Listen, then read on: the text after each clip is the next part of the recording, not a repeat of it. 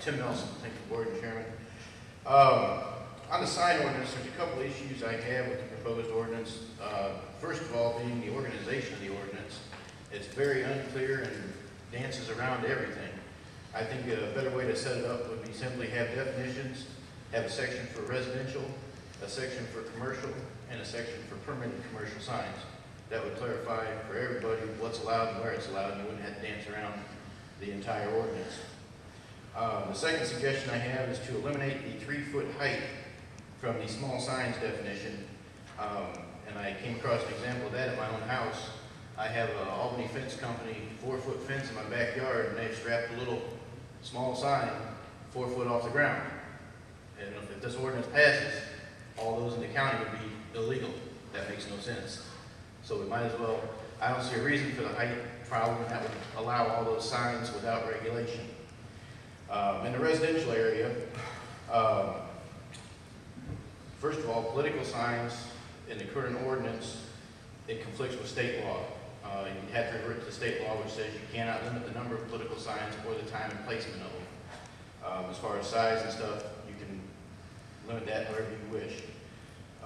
What I would like to see in a residential area, since it is a residential area, is limit ground signs of commercial interest to no more than 2 per residence, because there are some home businesses that can't have signs, but I would keep their ground signs so limited to no more than 2.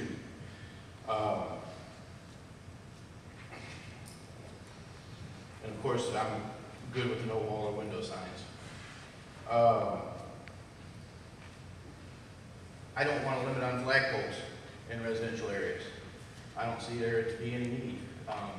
I know within a mile of my house, there's 2 people who have, one of them has a flagpole on either side of the driveway. According to the proposed ordinance, that would be illegal. That doesn't make sense to me. It's private property and they're proud to be Americans. They got 2 flags on the side of their driveway. I don't see a problem with that. If you did want to set a number, I would set it to 3, no more than 3 flagpoles on property in residential, because there are some pretty cool 3 flagpole displays that you can do in a residence that aren't ostentatious, especially with some of these larger houses in the county. I wouldn't like to see any restrictions on any other ground signs as far as number, those, because it's free speech, and I don't think that, it's common sense law. I don't see anybody littering their yard with non-commercial signs. I just don't see it happening. And the political signs you can't regulate anyway, so what else are they going to put in their yard? A couple of church signs here and there every now and then. So I just don't see a reason to have a limit for any ground signs outside of the commercial ones in a residential area. However, in new construction areas, houses under new construction permits allow all the ground signs they want, because the contractors they're working, and let's face it, construction's ugly. The number of ground signs isn't going to make it any prettier or any uglier. Those guys they're working, let them advertise, but as soon as that occupancy permit's signed, they have to revert to the ordinance and all those signs have to be yanked up. But while it's under construction, I don't see any reason for there to be any limit in that residential area as far as ground signs for commercial interest, as long as it's under construction, new construction.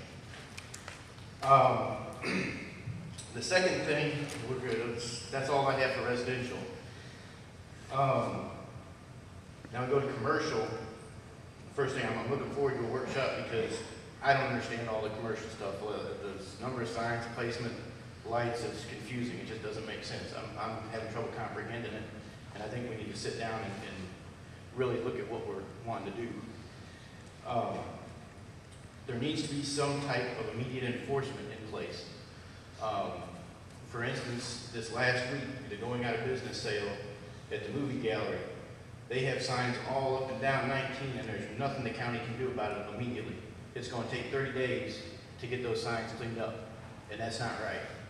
There's got to be some type of immediate enforcement policy for something like that in a situation with commercial and residential as far as small ground signs. There's got to be something we can put in there.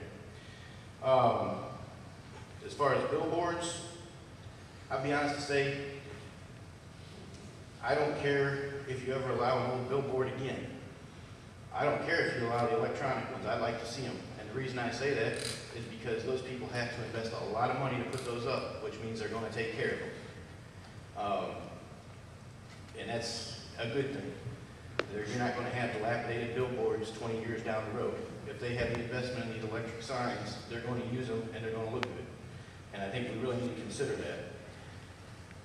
The second part of it, which the billboard section which got me, was the replacement of existing signs.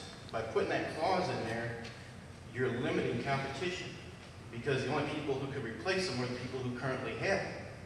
So a new person couldn't come in and put any billboards up unless they taught the person who currently owns billboards to take them down. That seems kind of unconstitutional to me. I don't know about y'all, but I wouldn't want to be put in that boat. I'd look at that a little bit closer. The multi-message signs, it seems like they want to eliminate them. I see them as a good thing, as long as you regulate how many times they change, what colors they can use, and the flashing. Again, I say that I prefer those because there's money invested. You're not going to have dilapidated 6x8 signs. You're going to have somebody that's got some money invested and gets the message across clearly. But you do have to regulate the number of changes, times, colors, and stuff like that. But I'd rather see more of those signs than signs that can fall apart and go to waste and look ugly 5 years from now. And the other thing to consider, which why it's in there, I don't know. It says they want to limit multi-message signs to 82, Lido, and 19. That shows no forethinking at all, because 20 years from now, Felima is going to be 4 lanes wide open, commercial and residential. 32 is going to be the same way going out of town. You got to be thinking ahead. You can't just say we're going to build these 3 roads and the county's not going to grow, because we know darn well the county's going to grow. So I'd like to look at that and really decide how you want to go with this sign ordinance. There's a lot more at stake here than what the people that have put this to you are trying to. They're trying to say, oh, it's a good thing, but you really need to dig in depth and see what's in the sign ordinance. Thank you. Thank you, Mr. Nelson. Does anyone else have any comments? Okay, I want to make the same point with y'all that I made with the City of Leesburg last week about schools and churches. I was up in Cartersville visiting my parents over the Memorial Weekend. Saw lots of schools and churches up there that have the LED signs. Use them very effectively. I'm talking places like Tabernacle Baptist Church up on Main Street in Cartersville, North Cobb High, which is a major school up in northern Cobb County. If we pass the current sign ordinance as it's written right now, First Baptist Leesburg couldn't have one of those signs. Lee County High couldn't have one of those signs. Lee County Middle couldn't have one of those signs.